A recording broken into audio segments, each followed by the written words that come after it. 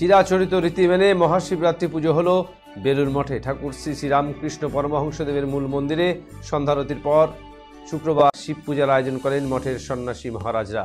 শিব বন্দনার পাশাপাশি এদিন পুজোর বিশেষ আকর্ষণ ছিল শিবের তাণ্ডব নৃত্য, যা প্রত্যক্ষ করতে প্রচুর ভক্ত সমাগম হয় বেলুর মঠে।